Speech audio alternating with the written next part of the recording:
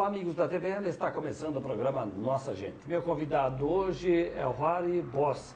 Tem uma história muito forte ligada ao rádio amador na cidade de Blumenau, é diácono também, e tem uma história de vida na relação com os blumenauenses. Muito obrigado por ter aceito o nosso convite e participar do programa. Muito obrigado, eu digo, muito obrigado.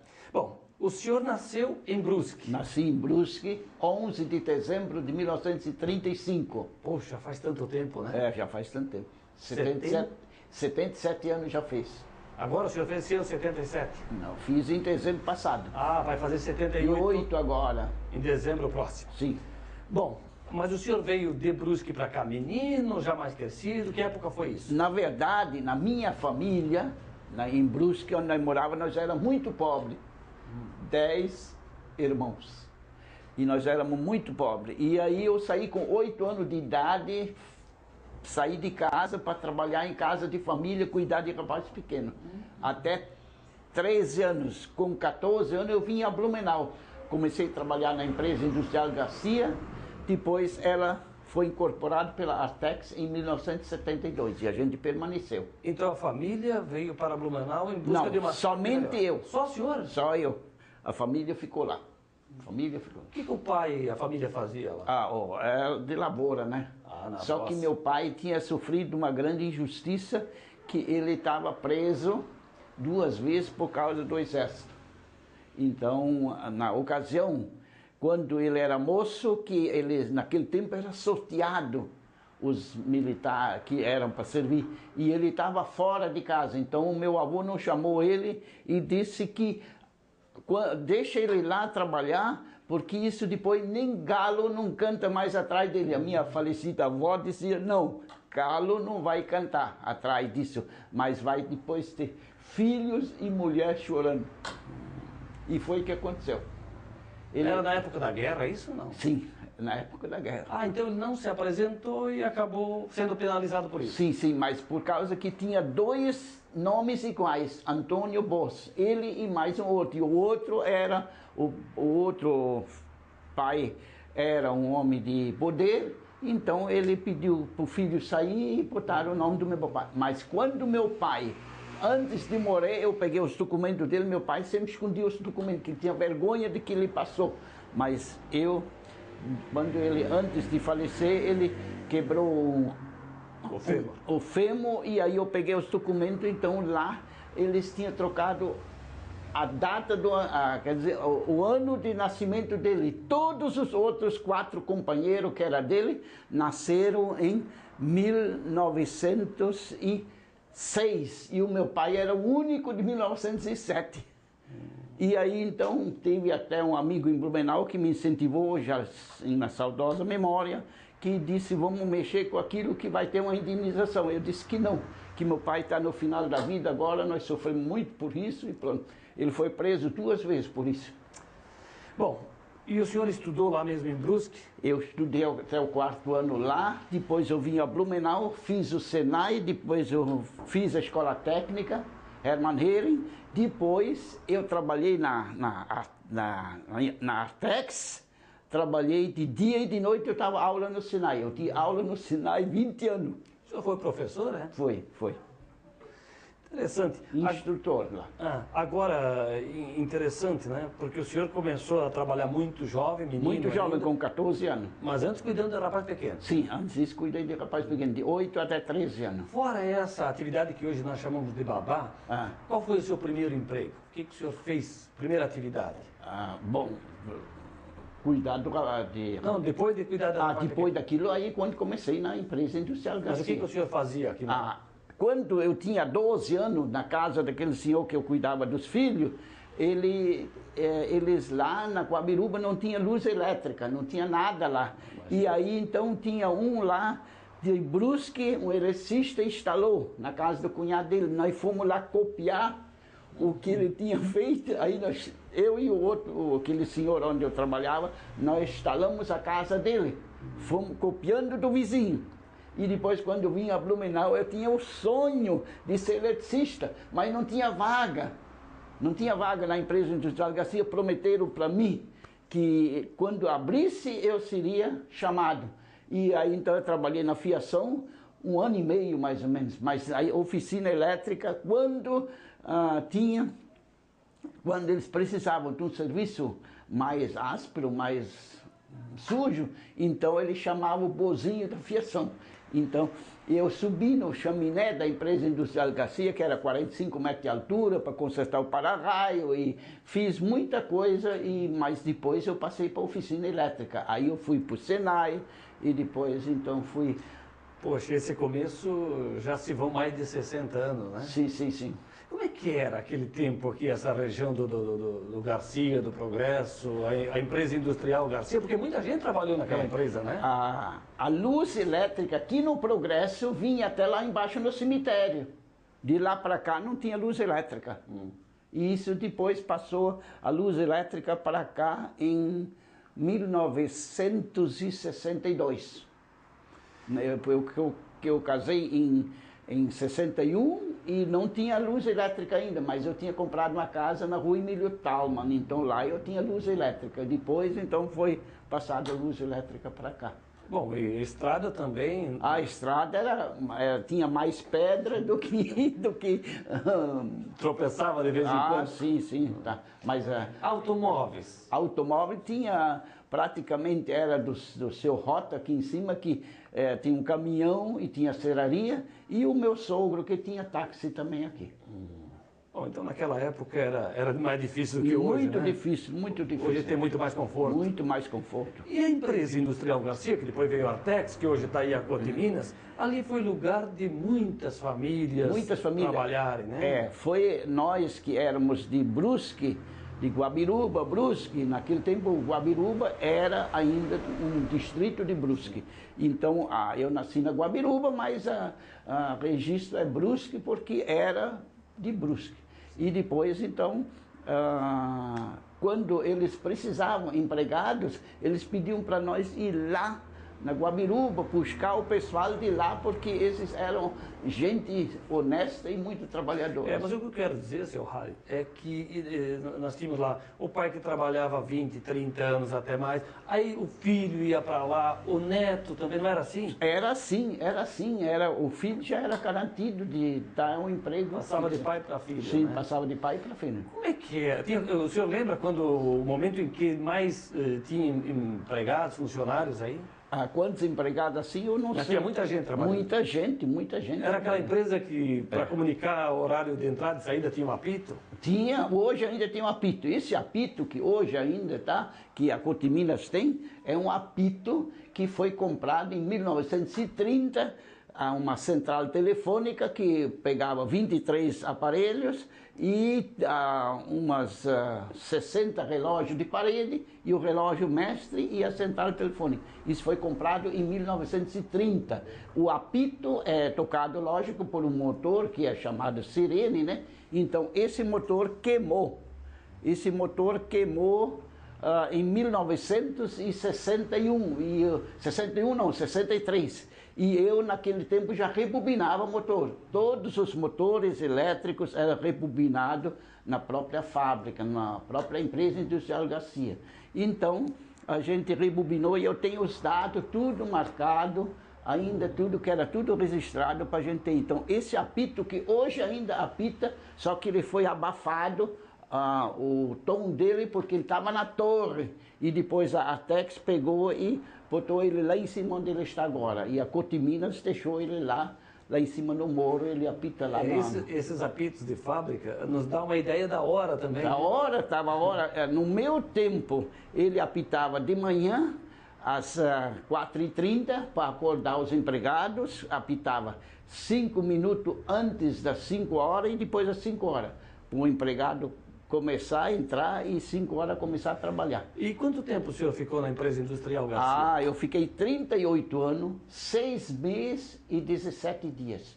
Você aposentou lá? Aposentei lá. Começou na industrial Garcia, mas já no seu tempo passou para a Artex? Passou em 1972. Eu comecei a trabalhar 12 de janeiro de 1951. E no ano de 1972, a empresa industrial Garcia faliu e a Artex pegou, certo?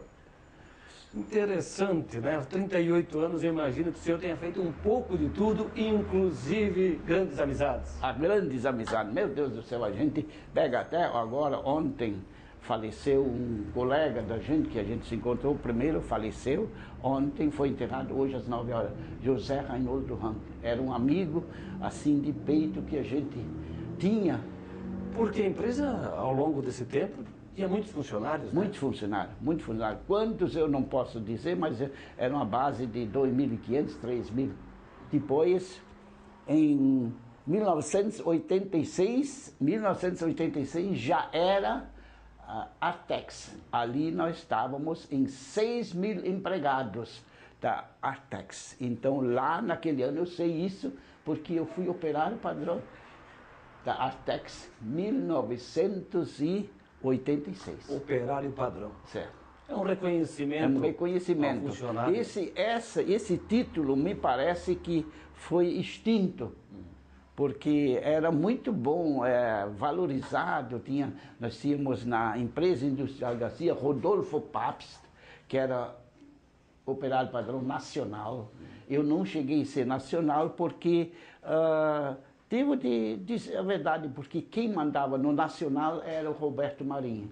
E aí eles davam um jeito lá.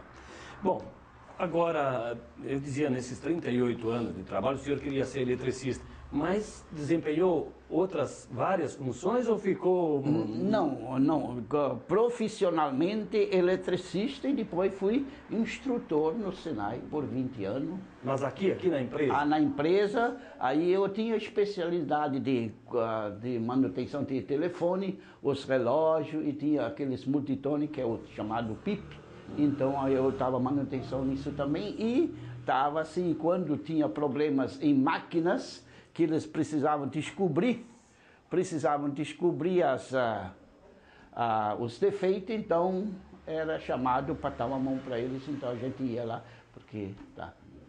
Harry Boss é o nosso entrevistado hoje no programa Nossa Gente. Eu faço um breve intervalo e logo estaremos de volta na sequência da conversa, porque tem outras tantas histórias para nos contar.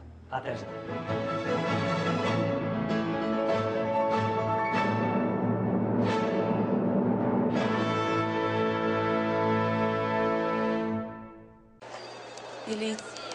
Ele tinha um sorriso irônico. O rosto era meio redondo. Dos olhos eu lembro bem. Ele tem um olhar forte. Nós vamos buscar esse elemento. É esse cara. Você tem certeza? Identificar os criminosos da internet não é simples. Acesse www.denuncie.org.br e saiba como se proteger.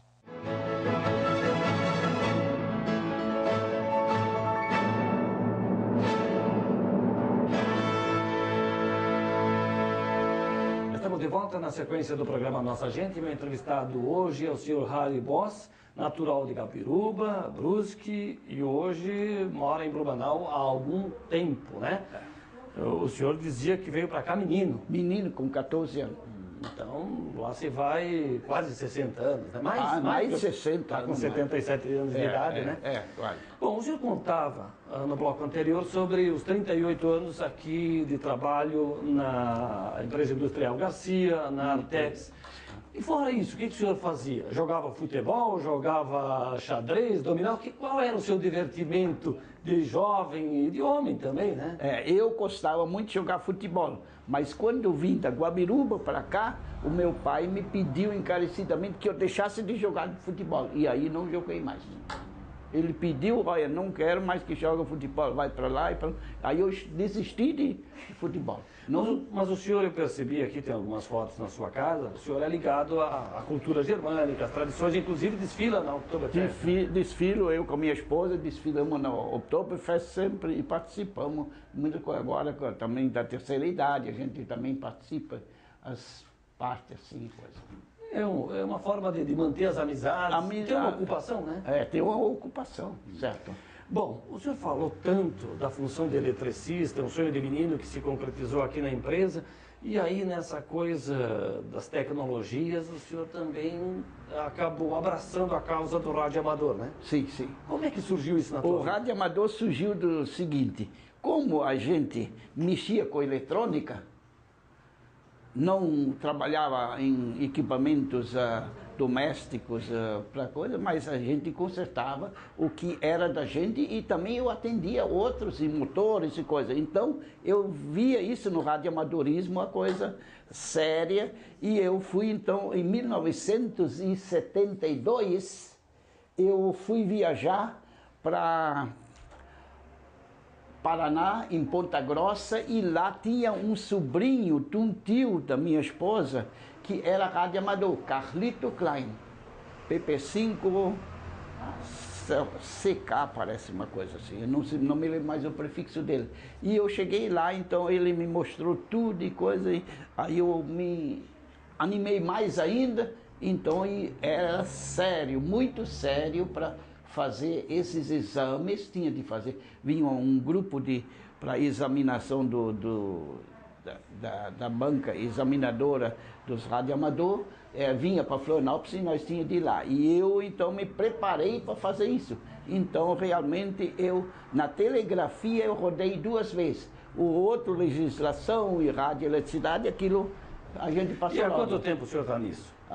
Desde 1972. E aí, em 1972 também, em Blumenau não tinha clube de radioamador, então em 1972 foi fundado o Clube de Radioamador de Blumenau. E aí a gente conheceu muita gente, muito amigo, e a gente viajou. Nós tínhamos antigamente sempre a concentração dos radioamadores da quinta região. Quinta região é Santa Catarina e Paraná. Então, uma vez era lá, outra vez era aqui. E a gente, então, participou muito daquilo. Então, como a dona Alda Niemeyer, um esteio de tudo quanto é coisa. Muitos desses que a gente não se lembra mais porque já faleceram. Mas a Alda Niemeyer chegou a participar aqui do nosso programa, ela tem uma presença, é uma referência do referência, né? É referência, sim, sim. Infelizmente, ela não é sócio fundadora, que naquele tempo ela entrou mais tarde, depois. Ela foi reconhecida esse ano, ganhou uma medalha em Brasília. Sim. E ela teve um trabalho, ela e toda a equipe, na enchente de 83 e 84, né? Isso, a gente trabalhou lá também. Em 83 eu estava trabalhando na Artex. E ali eu tinha os equipamentos meus, uma parte ligado na subestação, que eu trabalhava muitas vezes de reserva na subestação. No final dos tempos, eu fiquei 5 anos trabalhando na subestação da Artex, à noite lá, antes de eu me aposentar. Naquela época, principalmente nas enchentes, foi de grande valia o trabalho de vocês, Foi de grande valia. Eu sei dizer que quando foi em 1983, não tinha mais comunicação, não tinha mais telefonia. Como eu trabalhava com a telefonia, então eu disse, olha, não vai ter mais e pronto. E o que fazer? Eu disse, o que nós podemos fazer eu ir em casa buscar meus equipamentos, instalar lá na subestação, que lá não vai faltar energia, e então a gente vai. Então me trouxeram em casa, peguei os equipamentos, chegamos lá e montamos. Então isso foi sábado de manhã. Quando foi domingo de manhã, o exército descobriu que eu estava ali, então eles me requisitaram, não convidaram, mas requisitaram que eu fosse me apresentar para auxiliar no trabalho. Para auxiliar lá, e que eles precisam de mim. Aí eu fui para lá e eu trabalhei um dia no helicóptero, com eles na comunicação. E depois voltei à noite, eu falei para o capitão Tontini e disse para ele que eu não queria mais estar no ar, eu queria um posto. Aí me botaram lá em cima no CEASA e lá eu fiquei então até no outro sábado.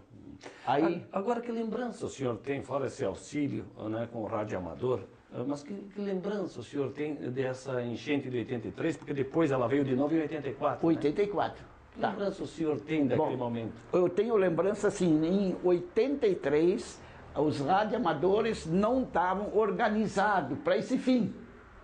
E em 84, então, estava tudo organizado. Então, eu em 83... Aí eu estava no CIASA e trabalhando muito com Florianópolis, porque lá era o ponto que tinha o abastecimento. Tinha muita comida lá. no Ciasa, e eu então falava com Florianópolis para eles liberar. Então eles liberavam 1000 quilos disso, 1000 quilos daquilo, 2000 quilos disso e daquilo. Então eu me lembro que aí quando eu vim embora, então aí disseram muito obrigado, eu vim embora quando foi domingo de manhã, 8 dias depois, então eu estava na igreja, na missa, e aí o exército veio lá me buscar de novo, que a água estava levantando de novo. Isso, o senhor lembrando, fica emocionado. Fico emocionado. Além disso, quando foi não sei se foi domingo, segunda-feira já anterior, que tinha um pai que pegou a tampa de uma Kombi e botou os filhos em cima para atravessar uma água parada lá, mais representada, e passou lá e aquilo virou. Aí tinha um menino lá de 13 anos, mais ou menos, que não conseguiu se salvar. Ele pegou e foi um pouco e pegou num pé de laranja, e lá ele se machucou todo e ficou lá e ninguém salvou ele, não tinha ninguém lá. Aí eu solicitei para o exército para eles virem lá para retirar o menino. O menino que faleceu lá no Ciasa, isso aí. Pois é, isso em 83, 84... E 84, então, foi que aí já estava organizado. Aí, quando chegou em 84, então eu fui novamente solicitado para aparecer no quartel. Eu fui no quartel, aí disseram assim, não, ele vai ficar aqui, que ele é um radioamador classe A, vai operar em frequências mais altas e pronto. Então, fiquei no quartel, trabalhando com o exército e coisa e pronto. Porque o radioamador, ele é reserva das Forças Armadas. Então, devem colaborar tudo para... E o senhor chegou a presidir o clube, né? Ah, sim, eu fui presidente do Clube de Radioamador de Blumenau. Ainda sobre as enchentes, que o senhor relembra bem, né? Porque foi um fato marcante, o senhor viveu aquele momento, 83, 84, mas em 2008 nós tivemos uma outra enchente, mas que ela teve um diferencial, porque aí os morros vieram abaixo. E o senhor mora aqui de frente para essa encosta. O que o senhor lembra? O que o senhor viu ali? Porque ainda hoje há sinais. Né? Eu vi o morro cair em frente à minha casa lá, do morro cair e o rio, chegou a passar em cima da ponte ali. A rua Rui Barbosa aí, aquela ponte lá, que eles chamam de Ponte Preta, lá a água chegou a passar por cima, que ela chegou até no ponto de ônibus aí. Muito triste também. Muito triste, muito triste. Porque o pessoal fica sem saber, né? A água sobe, o pessoal acostumado sabe onde procurar, né? Agora, quando o morro começa a derreter, aí vem casa, vem tudo abaixo. Vem tudo abaixo. Tá? Não tem nada que aguenta. E em outras enchentes menores ou qualquer coisa, então eu fui colocado várias vezes na Rua da Glória, no Celso Ramos, que lá é um ponto também, então eu fui lá para operar lá. Seu Boss, quero falar um pouquinho do trabalho que o senhor faz, né, como diácono, o senhor que serve a igreja, né, tem uma relação muito próxima da igreja. Como é que é esse trabalho? É um trabalho espiritual, né? É, trabalho espiritual. Eu lá, eu sou, eles me chamam de capelão no Hospital Santo Antônio.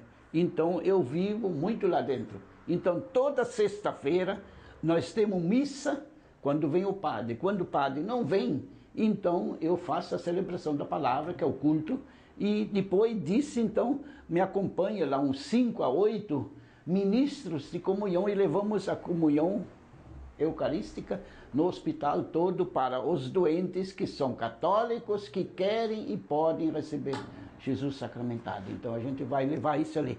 E durante a semana a gente vai lá. Então eu sou muitas vezes chamado que nasce um prematuro. Então o que os pais querem? Que seja feito o batismo de emergência. Então a gente faz isso aí. Além desse trabalho de capelão que o senhor faz no hospital, o senhor também como diácono, imagino, tenha casado muita gente. Ah, sim, não tenho marcado quando, mas depois de 2000, aí o Tom Angélico pediu para mim para eu marcar tudo, então de lá para cá eu marquei, mas eu tenho já feito mais de 1000 casamentos. Batizado, eu me lembro, daí no começo a gente marcava, tinha feito 250 por mês, certo? E casamento mais de 100 por ano. Como é que o senhor se sente nessa contribuição, nesse auxílio espiritual? Ah, eu me sinto bem. Eu sinto bem porque é uma coisa que eu gosto. Eu, sábado, agora tenho um casamento 17 horas lá na capela do colégio. Bom Jesus. Hoje de manhã me ligaram da paróquia Santa Isabel para eu fazer um casamento às 17h30 na paróquia Santa Isabel. Eu disse, infelizmente não está, que eu já tenho aqui. Já tenho o casamento agendado até o ano que vem. Que legal, além de gostar, agenda cheia. Sábado passado eu fui fazer umas bodas, celebração de umas bodas de prata, que é 25 anos de casado, aqui numa fazenda que fica lá na Vila Itopava. E lá, então, um homem muito rico lá, ele é chamado, talvez todo mundo sabe, o seu Paulo Brown.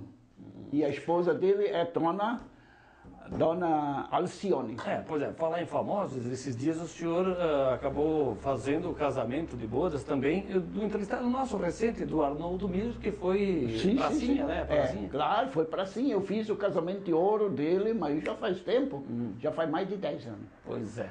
Porque ele fez 60 agora recentemente de casado, né? Isso aí. Então, seu Harry, muito obrigado por ter colaborado conosco e contado um pouquinho da tua história. Tá bom. Harry Boss foi o meu entrevistado no programa Nossa Gente, que vai ficando por aqui. Eu te convido para seguir acompanhando a programação da TVR. A todos, um grande abraço.